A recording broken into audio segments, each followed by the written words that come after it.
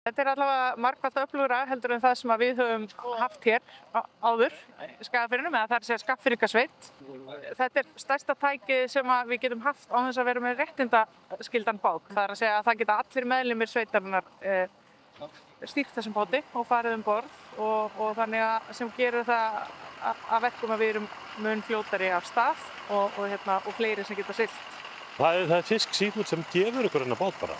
Já, bara að fullu og það voru Garmin-búðin og Smyrilæn sem tóku þátt svona örlítinn miðað við Fisk Seafood, en við vissulega þökkum þeim og ekki nóg með að þeir borga hann einu sinni, heldur borga hann næstu því tvisvar vegna þess að þeir tóku allt tapið sem við urðum fyrir á miðri leið eins og flestir landsmenn þekkja, tóku það einnig á sig og fyrir það erum við alveg gríðarlega þakklátt. Já, þetta er gott tæki sem við vorum að fá að gjöfa frá fiskivinni.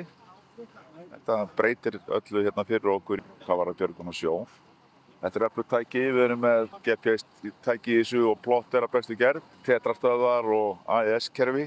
Við erum með siglingatæki sem við getum farið bara eins og bensínið dugir í rauninni.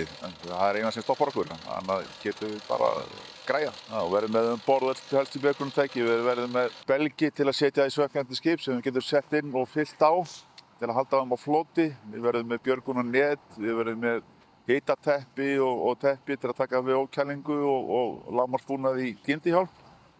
Og svo þegar við tökum úr sem við verðum ekki alltaf með alla stólana í, þá erum við með pláss alveg fyrir 1 til 2 börur borð og það er að flytja sjúklinga.